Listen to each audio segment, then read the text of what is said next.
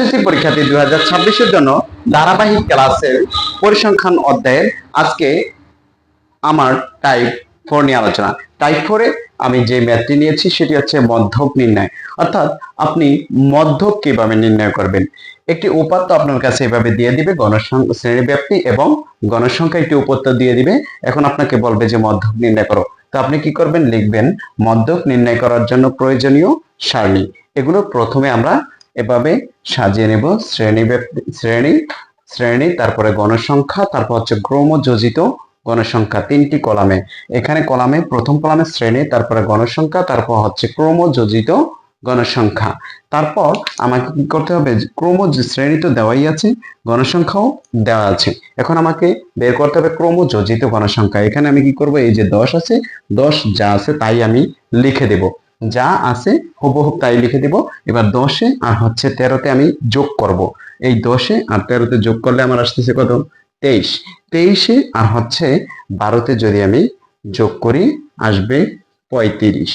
23-এ আর 12-তে কোনাকুনি, 23 এবং 12-তে যদি যোগ করি 35। 35-এ আর হচ্ছে 25-এর যদি যোগ করি আসবে কত, 60। 35 আর 25 60, এই 60 আর হচ্ছে 22। 22-এ যদি যোগ করি 60 70 80 82 82 আর হচ্ছে 18। তাহলে বরাবর 100 আসতেছে, বরাবর কি 100, অর্থাৎ কোনাকুনি যদি যোগ করি তাহলে 80 90 100 100। এখানে টোটাল গণসংখ্যা হচ্ছে কত, 100 100, মানে এগুলোকে যদি আপনি যোগ করেন, যোগফল n এর মান, টোটাল গণসংখ্যাকে n ধরতে হবে, n এর মান কত, 100। তো আমার মোটামুটি মান বের হয়ে গেছে। এখন আমরা একটি কথা লিখতে হবে, সে কথাটা হচ্ছে এখানে লিখবেন, এখানে n সমান সমান কত, 100, n সমান সমান 100, n এর মান 100 দেওয়া আছে, এবং n/2 সমান সমান n এর মান কত, 100/2 ইকুয়াল টু হচ্ছে 50। মনে রাখবেন, যদি আপনাকে মধ্যক নির্ণয় করতে বলে তখন আপনার কাজ হচ্ছে এখানে টোটাল গণসংখ্যাটাকে n, এখন লিখবেন n সমান সমান 100 এবং n/2, অর্থাৎ n/2 বের করতে হবে। n এর মান হচ্ছে 100, তাকে 2 দ্বারা ভাগ করলে আসবে কত, 50। এখন আমরা মূল অঙ্কটাকে সমাধান করব। অতএব মধ্যক, আমাকে মধ্যক নির্ণয় করতে বলছে, তো মধ্যকের সূত্র হচ্ছে l plus n/2 minus fc into h/fm। তো এটা হচ্ছে মধ্যকের সূত্র। আমার মধ্যকের সূত্র l plus n/2 minus fc into h/fm। তো আমার কাছে এখানে কি কি লাগতেছে, এখানে যা যা লাগবে আমরা তা লিখে নিব। l এর মান লাগবে, n/2 এর মান লাগবে, fc এর মান লাগবে, h এর মান লাগবে, fm এর মান লাগবে। অর্থাৎ এই সূত্রটা থেকে l এর মান লাগবে, n/2 এর মান লাগবে, fc এর মান লাগবে, h এর মান লাগবে, fm এর মান লাগবে। আমি এগুলো তুলে নিলাম।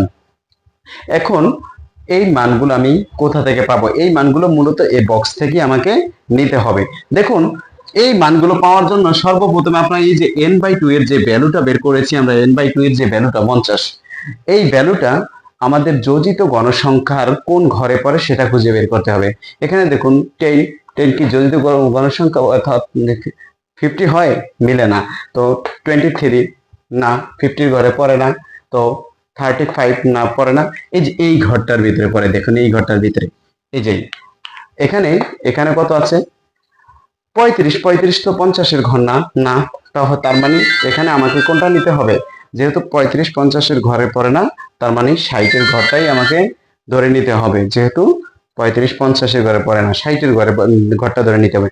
60-এর ঘরটা যদি আমি ধরে নেই, তো 60-এর ঘরটা ধরে নিলে আমার প্রথমে এই 60-এর ঘর আমি সিলেক্ট করছি n/2 এর সাপেক্ষে, n/2 এর যে মানটা, এটার সাপেক্ষে এই n/2 ক্রমযোজিত গণসংখ্যার কোন ঘরে পড়ে। যেহেতু 60-এর ঘরে পড়েছে, তাহলে প্রথমে যে মানটা, এই মানটাকে বলা হয় l। l এর মান হচ্ছে 51। 60-এর ঘরে প্রথমে যে মানটা সেটাকে l বলা হয়, l এর মান হচ্ছে 51, এবং n/2 হচ্ছে আমার, এখানে n/2 আমি তো বের করেই রেখেছি 50। 50 বের করে রেখেছি এবং আমাকে বের করতে লাগবে এফসি।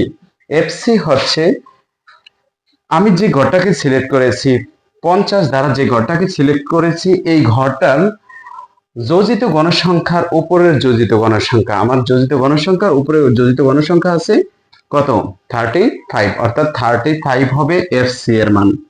এফসি এর মান 35 হবে। আমি যেটাকে সিলেক্ট করব, এখানে যেটাকে আমি সিলেক্ট করব ওই যে 50 এর সাপেক্ষে তার উপরের যোজিত গণসংখ্যাটাকে এফসি বলা হয়।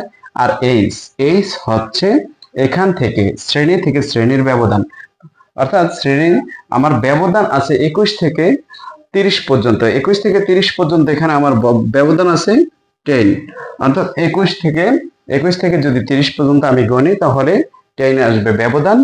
এবং এফএম হচ্ছে যেই আমি 50 দ্বারা n/2 এর যে মানটা, সেই মানটা দ্বারা যেটাকে আমি সিলেক্ট করেছি প্রথমে গণসংখ্যা, এই যে ক্রমযুক্ত গণসংখ্যা, তার গণসংখ্যাটাকে মূলত এফএম বলা হয়।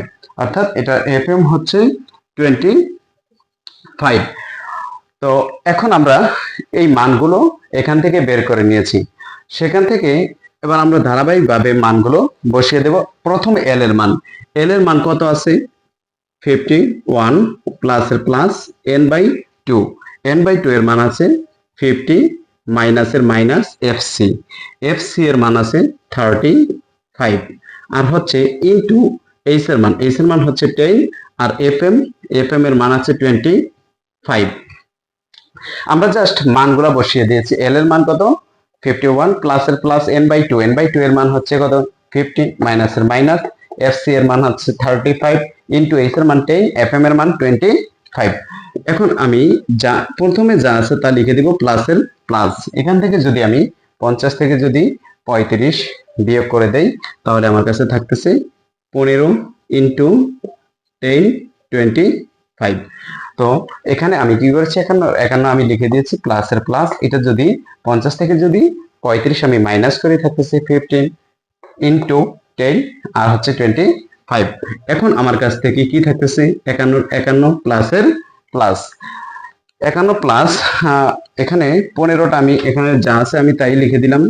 15 ইনটু 10 ভাগ হচ্ছে কত 10 ভাগ হচ্ছে 25। 10 কে যদি 25 দ্বারা ভাগ করে 0 কত আসবে 4, অর্থাৎ এখানে আমার কাজ হচ্ছে 51 আমি লিখে দিয়েছি প্লাসের প্লাস 15 ইনটু 10 কে 25 দ্বারা যদি ভাগ করি 0.4 আসবে।